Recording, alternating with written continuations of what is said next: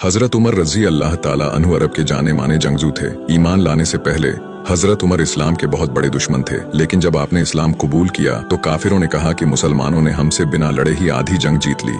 एक दिन आप अपने घर से निकले एक गलत इरादे से, लेकिन जब आप रसूल अल्लाह के घर जा रहे थे तो आपको रास्ते में किसी ने बताया कि आपकी बहन और बहनोई ने इस्लाम कबूल कर लिया है। ये सुनकर आपने अपना रास्ता बदला और आप अपनी बहन के घर पहुंच गए। वहाँ आपने देखा कि आपकी बहन और बहनोई दोनों कुरान पाक की तिलावत कर रहे हैं। ये देखकर आप काफी गुस्सा हुए और अपनी बहन को थप्पड़ तक जड़ दिया, जिससे आपकी बहन के सर में चोट आ गई। जब आपने अपनी बहन के सर से खून बहते हुए देखा तो आपका दिल पसीज गया और आपने फरमाया कि इस किताब में ऐसी क्या चीज है जिसे पढ़कर तूने इस्लाम को कबूल कर लिया है, लाओ मुझे भी ये किताब दिखाओ।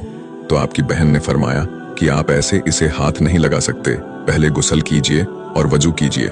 हजरत उमर ने वजू करने के बाद जैसे ही कुरान पाक की एक आयत पढ़ी तो आप समझ गए कि हक क्या है और आपने फौरन इस्लाम कबूल कर लिया। अल्लाह की कुदरत देखिए, जो उमर घर से तलवार लेकर निकले थे अब वो सहाबी रसूल बन गए हैं। इस्लाम कबूल करने के बाद हजरत उमर ने अरब में ये ऐलान करवा दिया कि अब मैं मुसलमान हो गया हूँ। अब जिसे अपनी बीवी बेवा करानी है और बच्चों को यतीम कराना है तो मुझे मक्के के सामने नमाज पढ़ने से रोक कर दिखाए। किसी भी काफिर में इतनी हिम्मत न थी कि वो उमर बिन खत्ताब के सामने आकर खड़ा हो जाए।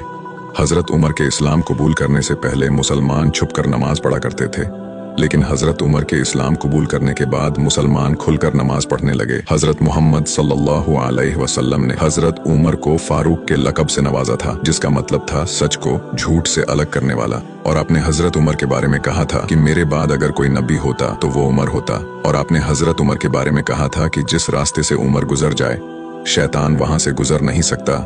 तारीख में अब तक कोई ऐसा बादशाह और कोई ऐसा हुक्मरान नहीं गुजरा जो 22 लाख मुरब्बा मील का इलाका फतह करने के बाद मस्जिद में झाड़ू लगा रहा है। आपकी खिलाफत का ये आलम था कि आप रातों को गलियों में गश्त लगाते थे ताकि किसी को कोई चीज की जरूरत हो तो वो मैं पूरी कर दूं। और आप कहा करते थे कि अगर मेरे राज में दरियाए फरात के आगे एक कुत्ता भी भूख से मर गया तो इसका जवाब उमर को देना होगा। एक बार आप एक घर के आगे से गुजर रहे थे तो आपने उस घर से रोते हुए बच्चों की आवाज सुनी। जब आपने उनकी माँ से बच्चों के रोने की वजह पूछी तो उसने बताया कि ये बच्चे भूख की वजह से रो रहे हैं। आप आवाम के गोदाम में गए और वहां से आपने एक अनाज का बोरा अपनी पीठ पर रखा और उन बच्चों के घर गए और उन बच्चों को अपने हाथ से खाना बनाकर खिलाया। यूरोपियन स्कॉलर ने हजरत उमर के बारे में लिखा था कि अगर एक और उमर होता तो पूरी दुनिया में सिर्फ इस्लाम दीन ही होता। मेरे नबी ने कहा कि अगर मेरे बाद कोई नबी होता तो उमर होता। इतनी अजीम हस्ती थे उमर बिन खत्ताब।